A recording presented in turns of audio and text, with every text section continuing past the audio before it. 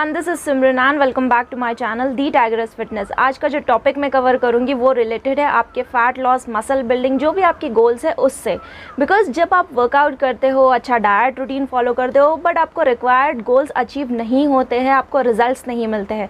इसके पीछे एक्चुअल में बहुत सारे रीजंस होते हैं, बट एक और रीज़न है जो कि बहुत इंपॉर्टेंट है, वो मैं आज आपसे डिस्कस करूँगी। So to know this, be with me till the end of this video.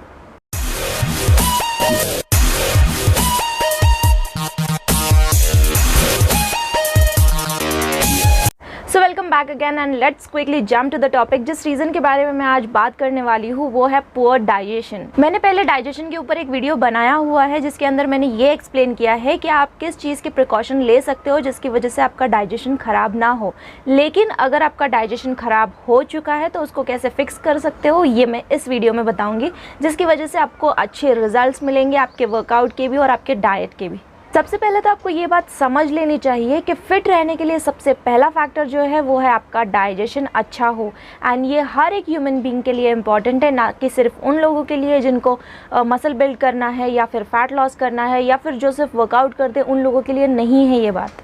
Let's no first the process of digestion, जिसमें फूड पहले ब्रेक डाउन होता है और ब्रेक डाउन होने के बाद स्मॉल इंटेस्टाइन में जाता है एंड फिर फर्दर प्रोसेस होकर उसी के थ्रू हमारे ब्लड वेसल्स में, ऑर्गन्स में, मसल्स में जाता है, depending on which type of food it was it amino acids और ग्लूकोज और फैटी एसिड्स, उस हिसाब से वो डिवाइड होता है। देन उसके बाद जो वेस्ट होता है वो लार्ज इंटेस्टाइन के थ्रू हमारी बॉडी से बाहर सीक्रीट होता है। लेकिन जब इनडाइजेशन होता है तो फूड हमारी ब्लड स्ट्रीम में नहीं जाता है, ना ही उस फूड के न्यूट्रिएंट्स हमको हमारी बॉडी को मिलते हैं।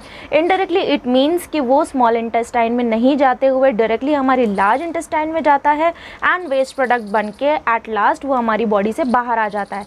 अब सबसे इंपॉर्टेंट क्वेश्चन हमको ये है कि इनडाइजेशन क्यों होता है। So it's because of bacterial imbalance, क्योंकि हमारी स्टमक में दो टाइप के बैक्टीरिया होते हैं, one is good bacteria and second is bad bacteria.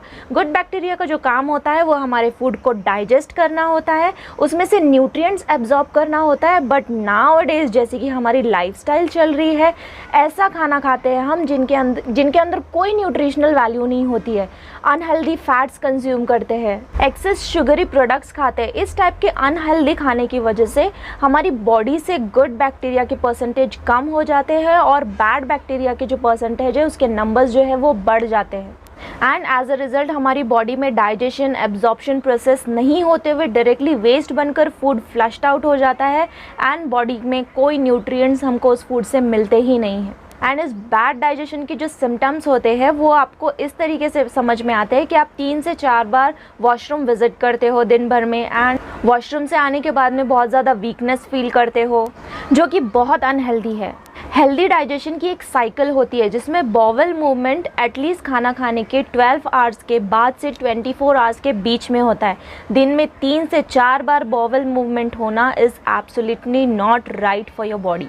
But if you are facing this issue, इसे आप ठीक कर सकते हो, आपके स्टमक में गुड बैक्टीरिया का बैलेंस कर सकते हो just by adding yogurt to your meal. Because yogurt एक प्रोबायोटिक रिच फूड है जिसमें आपकी प्रॉब्लम ठीक हो सकती है gradually. Getting towards the next reason of indigestion is enzyme deficiency. Enzyme का डाइजेशन के प्रोसेस में ये रोल होता है कि वो फूड को ब्रेक डाउन करते हैं, लाइक प्रोटीन को एमिनो एसिड्स में, कार्ब्स को ग्लूकोज में, फैट्स को फैटी एसिड्स में।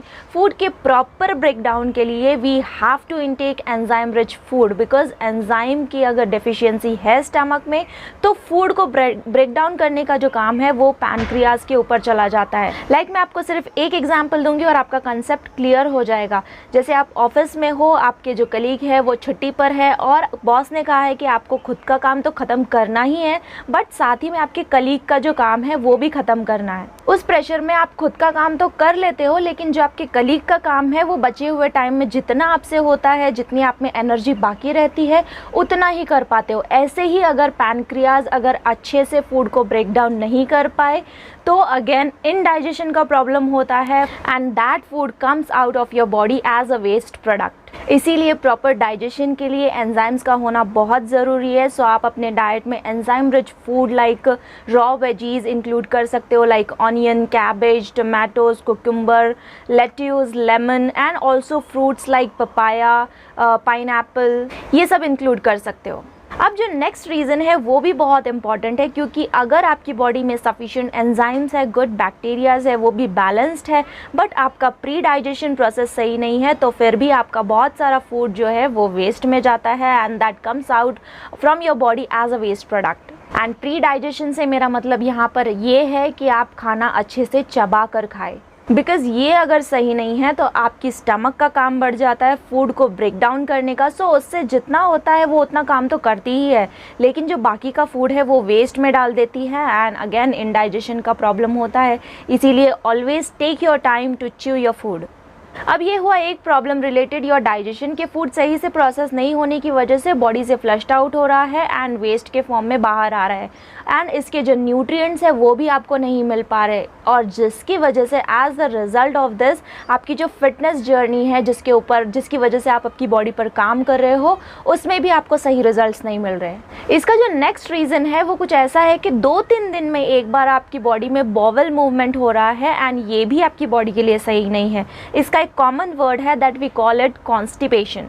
इस पर मैं नेक्स्ट वीडियो बनाऊंगी इन डिटेल, बट मैं इसके बेसिक्स आपको समझा देती हूँ कि आपको रिक्वायर्ड अमाउंट में आपके डाइट में फाइबर्स नहीं होने की वजह से आपको ये प्रॉब्लम होता है, बिकॉज आपका जो डाइजेशन प्रोसेस है वो स्मूथली नहीं जाता है। सोल्यूबल इनसोल्यूबल फाइबर्स आपकी बॉडी में नहीं जाने की वजह से डाइजेशन स्मूथ नहीं होता है। फूड स्टमक में ही स्टक रहता है जिसकी वजह से हमको ब्लोट होता है, नेक्स्ट मील खाने का मन नहीं होता है, हम अपनी मील्स टाइम पर नहीं ले पाते हैं फुलनेस की वजह से, बिकॉज जो फूड ऑलरेडी स्टमक में है वही प्रोसेस नहीं हुआ है, हमारा स्टमक ही एम्प्टी नहीं हुआ है, तो हम दूसरा मील लेकर और ज़्यादा खुद को अनकंफर्ट जोन में नहीं डाल सकते। एंड जब 2 से 3 दिन के बाद में हमको बॉवल मूवमेंट होता है so it causes pain, anus के अराउंड स्वेलिंग होती है, इन्फ्लेमेशन होता है, समटाइम्स ब्लीडिंग भी होती है and this all leads two piles. And बहुत सारे लोग जो कि सुनी सुनाई बातें बोलते हैं कि डाइट में बहुत सारे अंडे खा रहे हैं, बहुत सारा चिकन खा रहे हैं, इस वजह से पाइल्स हो रहा है। No, that is not the reason. Study first and then tell.